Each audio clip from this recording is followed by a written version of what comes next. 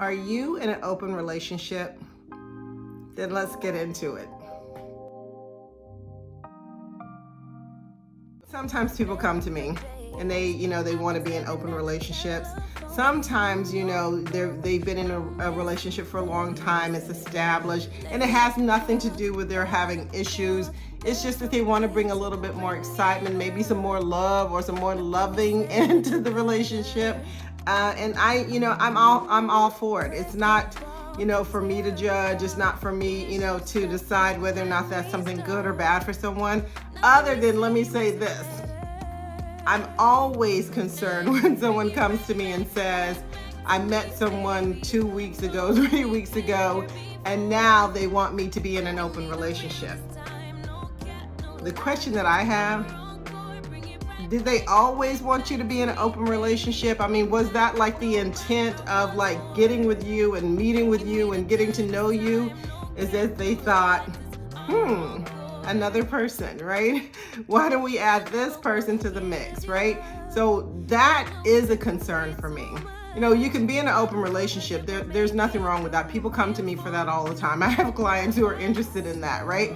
But my thing is this, if you're not in a relationship already, do you start as non-monogamous or ethically non-monogamous, or do you start like trying to build a foundation with someone first?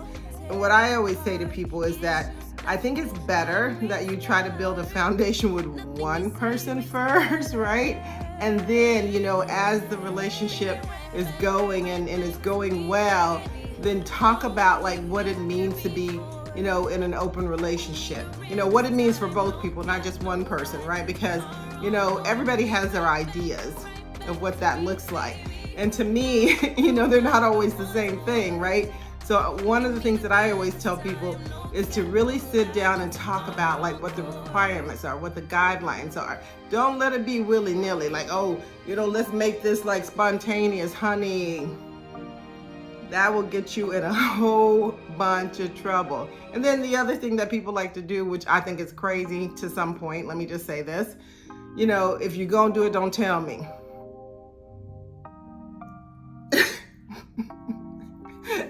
Don't tell me what, so yes, that's the other thing that people say, like, if you're gonna go do it, don't tell me about it. I don't want to know about it. But yes, they do. They want to know. And so even though they say don't tell you about it, when they find out about it, they're not that happy most of the time. So I would say the best thing to do if you're going to, or you want to be in an open relationship is really sit down and define what that looks like, what that means. Make sure you have open communication. Make sure your communication is effective. And if you don't know what that means, I think that for some people, that's like a gray area. What does it mean to have effective communication? That means that you're not hiding anything, not anything serious anyway.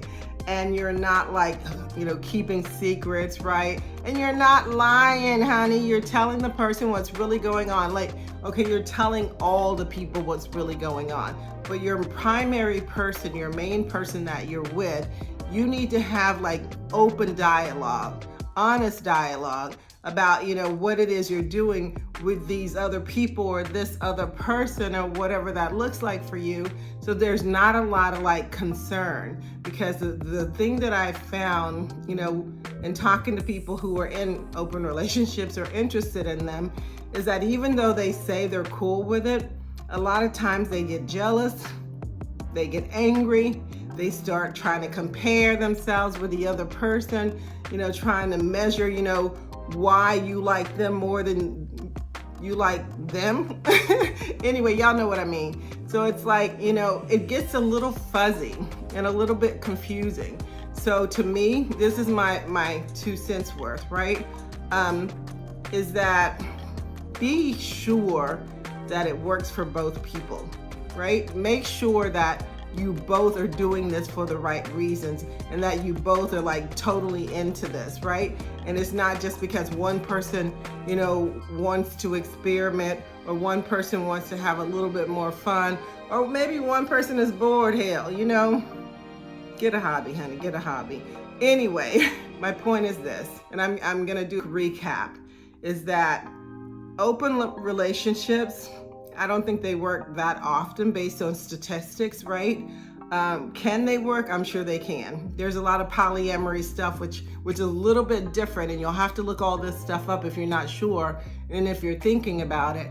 But they're not the same thing. So if you're in an open relationship, or you want to be, my thing is this: make sure you have clear communication, honest communication. Make sure you have clear and honest guidelines, for what works for both of you or everyone in the relationship. And make sure that, like, if it's not working for one person, that you talk about it. You honestly talk about what's not working, and really, the two of you consider, is it something that you need to continue with, or is it something that you need to put on hold, or is it something that you need to let go of, right?